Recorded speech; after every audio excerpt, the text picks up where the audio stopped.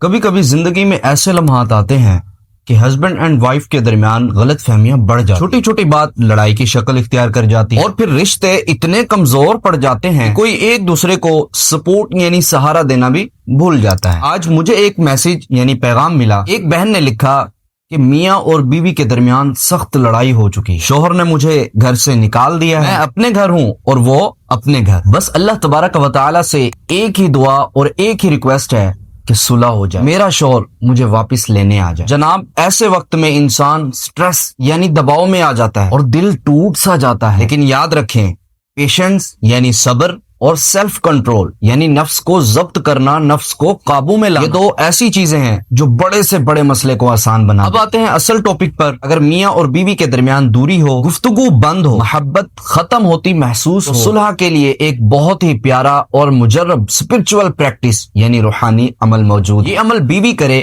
جب وہ چاہتی ہو کہ شوہر اس کو لینے آ جائے۔ عصر کی نماز ادا کرے، نماز کے بعد قبلہ فیسنگ پوزیشن یعنی قبلہ رخ بیٹھ جائیں، اپنے ساتھ تھوڑی سی شوگر کینڈی یعنی مصری کی چھوٹی ڈلی جو وائٹ کلر کی ہوتی ہے اپنے پاس رکھیں اور جب وظیفہ کرنے لگیں اس کو منہ میں رکھ لیں، پھر نہایت محبت اور یقین کے ساتھ 101 مرتبہ اول آخر درود پاک کے ساتھ یا ودودو یا ودودو یا ودودو کا ورد کریں۔ جب مکمل 101 مرتبہ پڑھ لیں، اب اپنے شوہر کا امیجینیشن یعنی صرف تصور کریں اور تصور میں صرف ان کی طرف پھونک مار، اور جب آپ یہ وظیفہ کرنے لگیں تو کوشش کریں کہ کسی کے سامنے نہ ہو، پوری پرائیویسی یعنی تنہائی کا خاص خیال رکھیں کہ اکیلے میں یہ وظیفہ کریں۔ انشاءاللہ دلوں میں محبت اور پیار پیدا ہوگا، رکاوٹیں دور ہو جائیں گی اور شوہر بیوی کو لینے کے لیے خود آئے گا انشاءاللہ عز و جل۔ یہ عمل صرف میاں اور بیوی کے لیے ہے، کسی اور مقصد کے لیے یہ نہیں ہے۔ اگر معاملہ الٹا ہو یعنی بیوی ناراض ہو کر